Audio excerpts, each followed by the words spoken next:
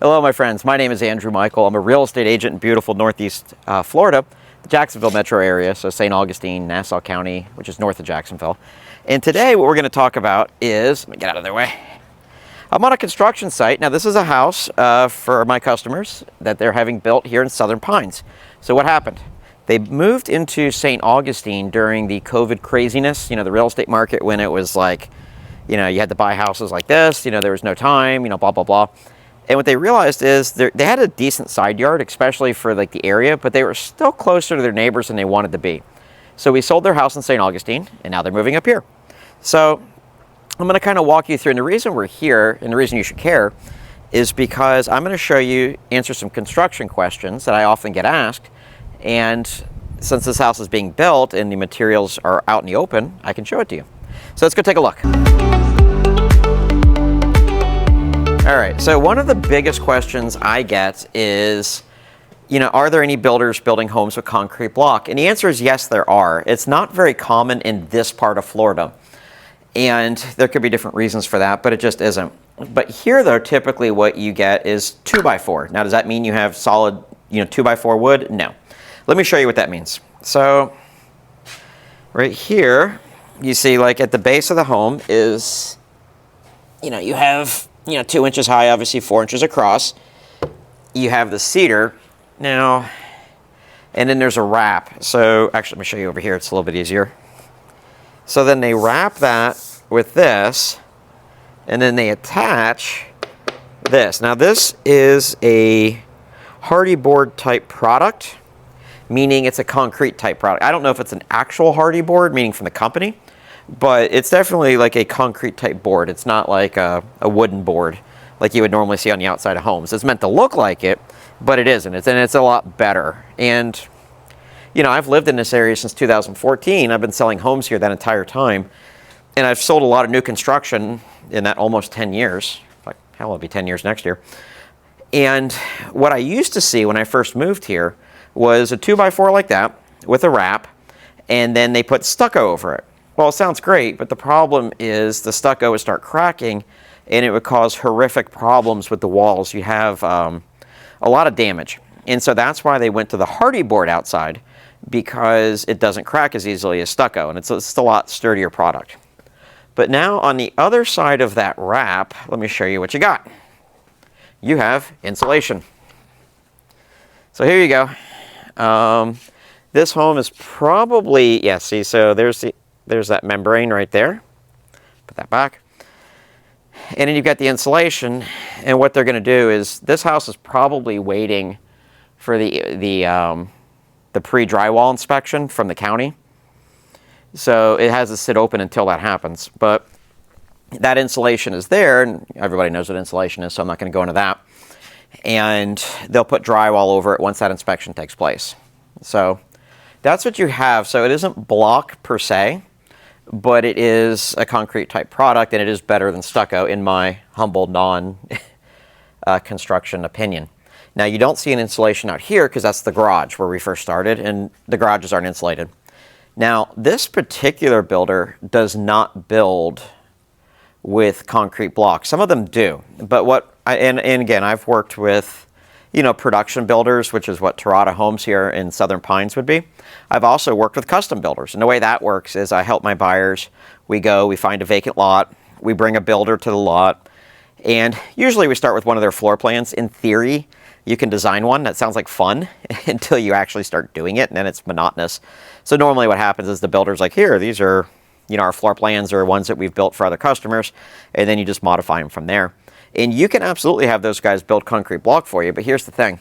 It's going to increase your construction costs by probably around 20 to 30%.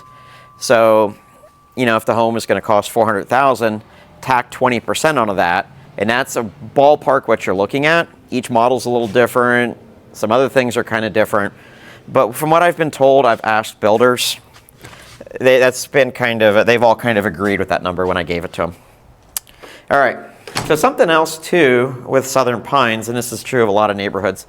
This particular home, I want to say off the top of my head, has about a 1.8 acre lot. Damn, that's huge, especially where I'm coming from. I'm on like 2/10 of an acre, which I absolutely love this community. But anyway, The thing is with it, not all of those 1.8 acres are actually usable. Now, what does that mean?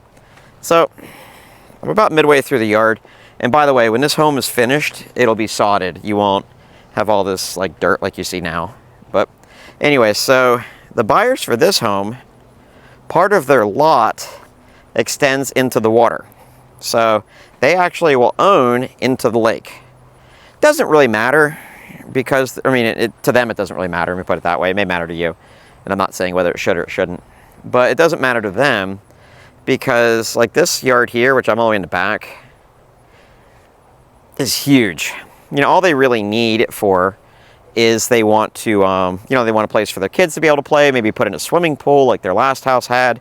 You know, who knows? Some people want to get like chickens.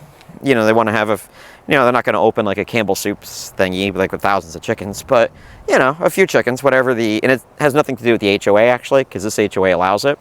It's the county. The county has an ordinance. You can only have so many chickens per acre or something like that.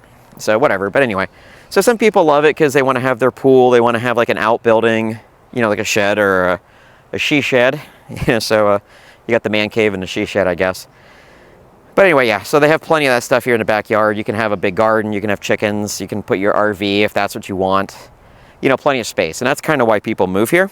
But I just do want to point that out, is if you purchase a home here in this community, or in any community similar to this one, yeah, you may have like a 2-acre yard or whatever, but it doesn't necessarily mean that you can use the whole land. It's like, it's there, it's technically yours, but you can't use it. Another thing that you run into is some of them have wetlands.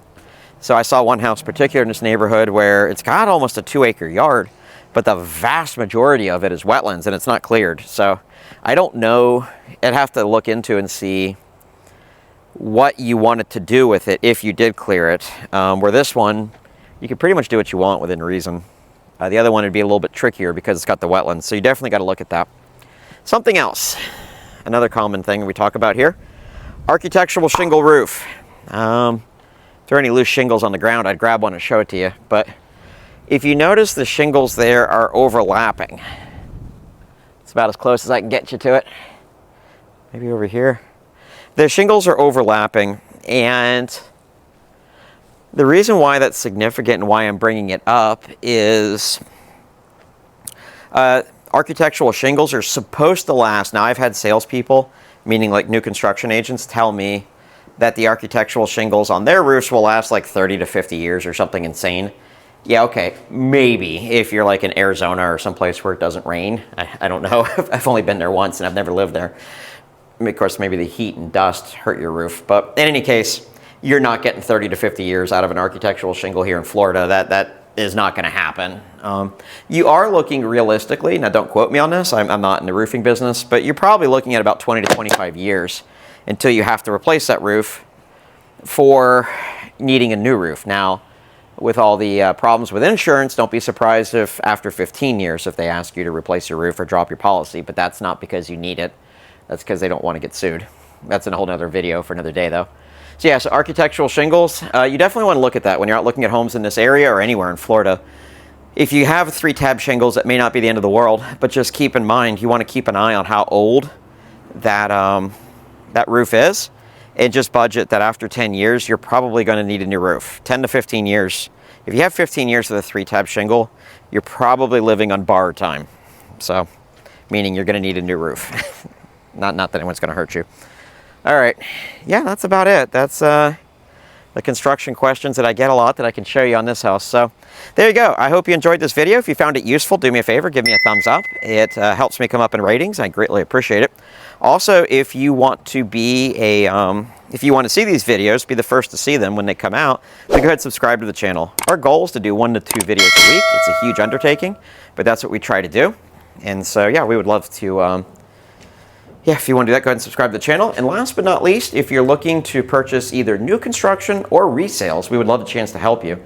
My phone number is down below on the screen. You can give me a call, shoot me a text. 24 hours, we're here for you. Doesn't mean I'm going to respond to you at 3 in the morning in my time, but I will respond to you quickly as soon as I can. And yeah, we'll set up a meeting and see how our team, myself or the team, can best help. Thank you very much. I appreciate your time, and I look forward to meeting you in person.